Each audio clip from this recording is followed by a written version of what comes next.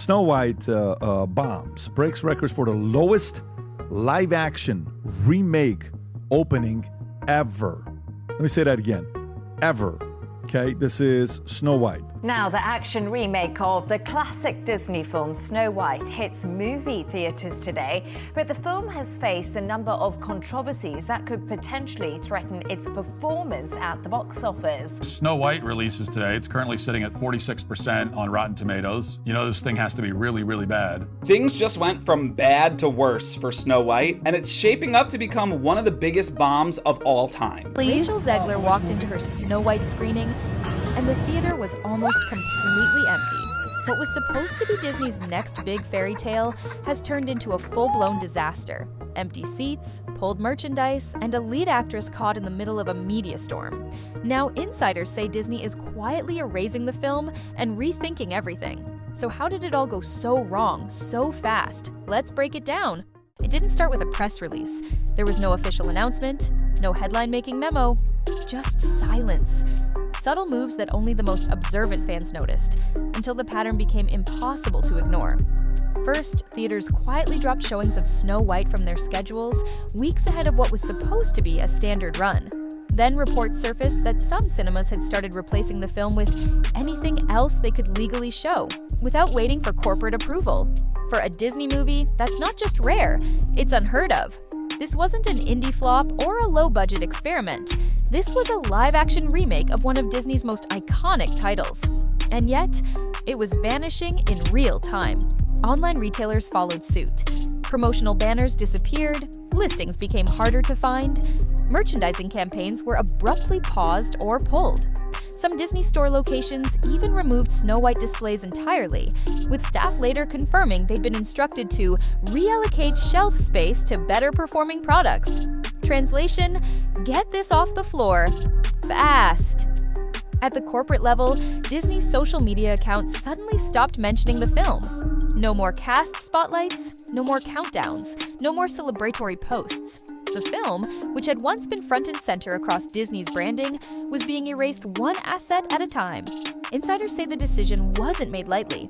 After all, Disney had already sunk millions into the film's marketing and rollout. But when preview numbers came back soft and social media sentiment turned toxic, top execs reportedly initiated an internal directive to distance the brand as quickly and quietly as possible.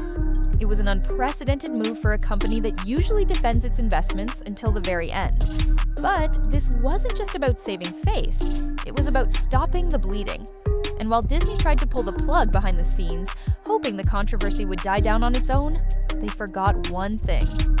The internet never forgets. And the firestorm they were trying to smother? It was only just beginning. At first, Rachel Zegler couldn't have looked more confident.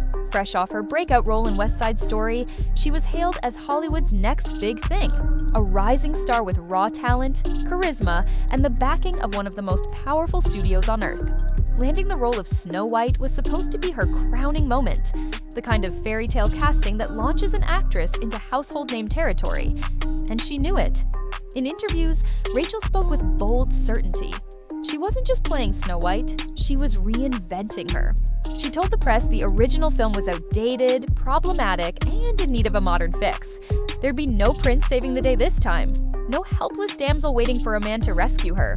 Instead, Rachel promised a strong, independent heroine with a new vision of empowerment. The response? Instant backlash. Clips of her interviews spread like wildfire on social media. Her comments were labeled dismissive, arrogant, even insulting to fans who grew up loving the original. Twitter threads lit up with side-by-side comparisons of Rachel and previous Disney princesses. YouTubers mocked her soundbites. TikTokers remixed her quotes into viral parody videos. And the more she talked, the worse it got. Instead of softening her tone or walking back her statements, Rachel doubled down. She leaned harder into the idea that this version of Snow White would replace the original. And each time she did, the internet pushed back harder. What started as fan frustration evolved into something much bigger, a full-blown backlash movement. Entire comment sections were flooded with criticism. Hashtags calling for boycotts started trending. Petitions were launched, and in the middle of the storm stood Rachel Zegler, smiling through interviews, acting as if the controversy didn't exist. But that mask didn't hold for long. As the pressure mounted, Rachel's once confident image began to crack. She posted a tearful video to Instagram, trying to reclaim the narrative. And I can only hope that despite my flaws, and despite my cracks and my breaks, and there are many of them, people will wait in line to see. But it didn't land the way she hoped.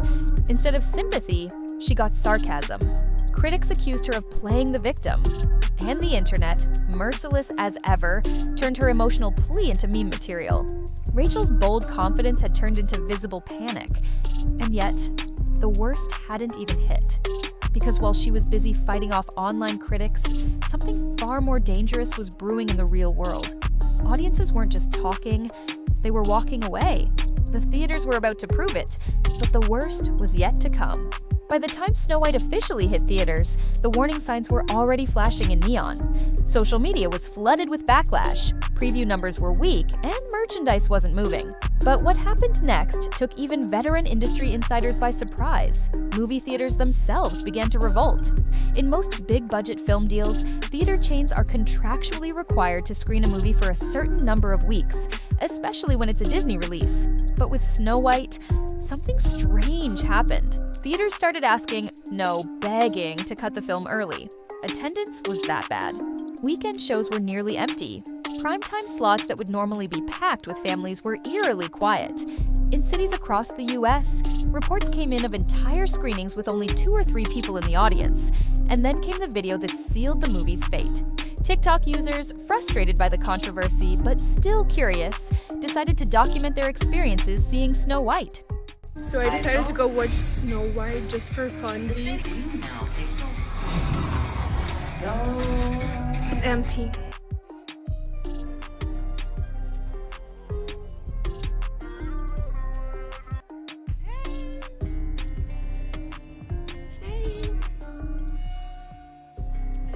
I'm so curious. I'm approaching right now.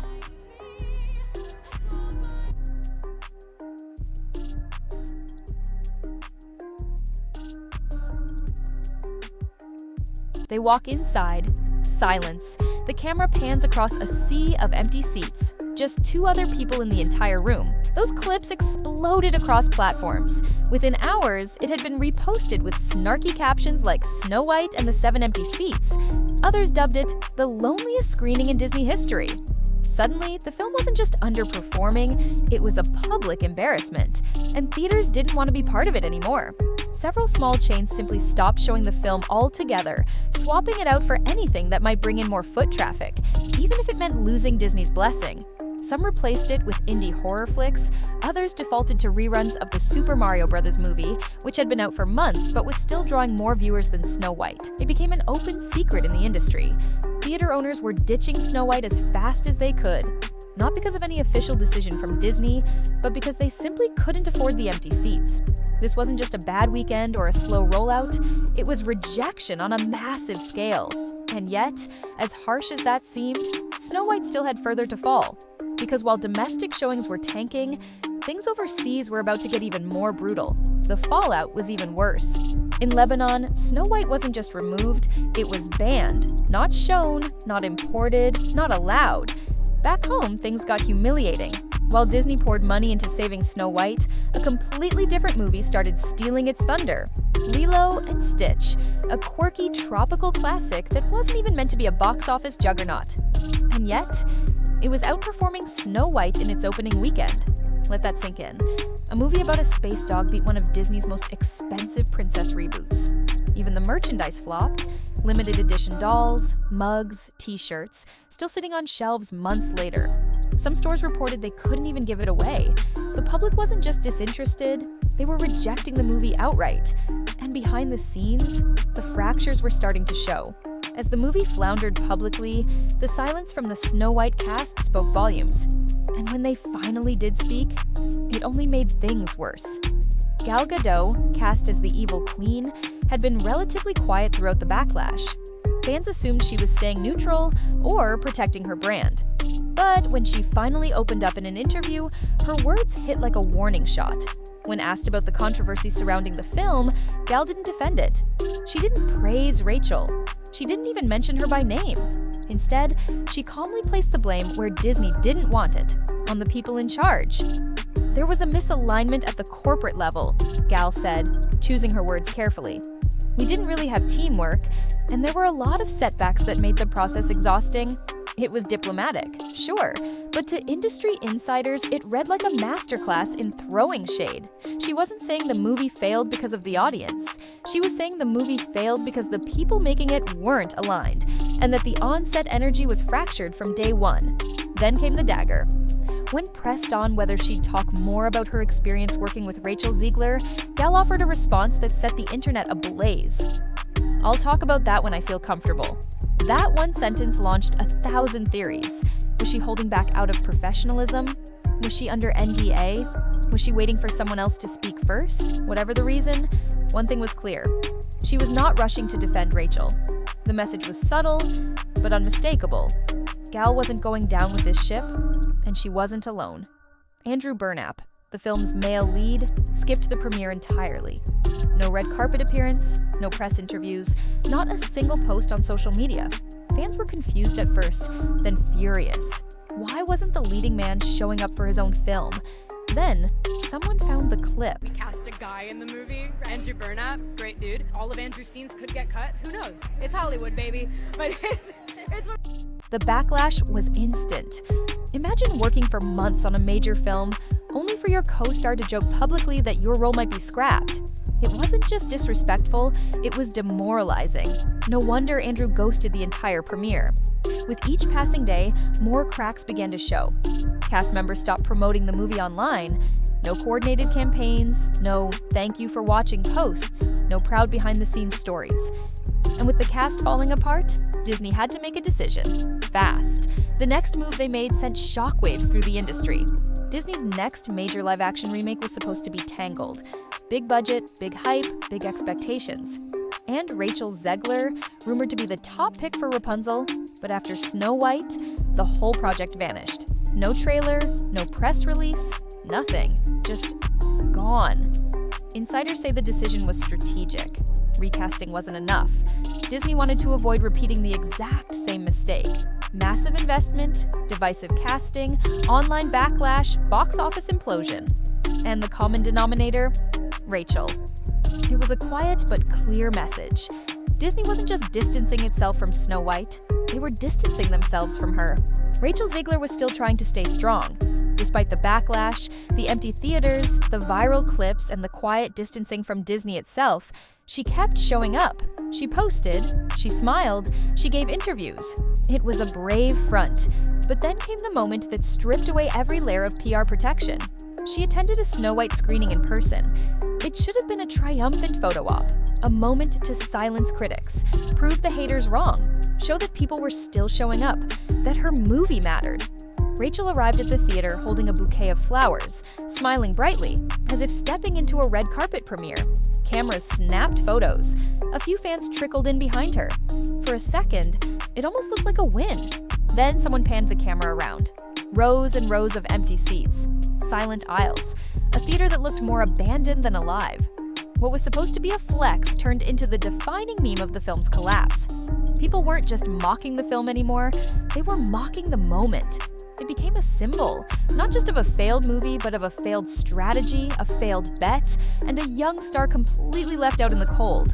For days, the image trended on Twitter, Reddit, and TikTok. It was stitched, remixed, and recaptioned until it was impossible to escape. And as the meme spread, so did the damage. The theater appearance wasn't a PR save, it was a PR disaster. Fans who once defended Rachel started admitting they felt secondhand embarrassment. Critics said it was one of the saddest industry moments they'd seen in years. Even neutral observers acknowledged this wasn't just about a movie anymore. This was about a career being torn apart in real time. And the kicker? The theater she attended had been one of the few still screening Snow White. A handful of other chains had already pulled the movie. Some were refusing to promote it at all.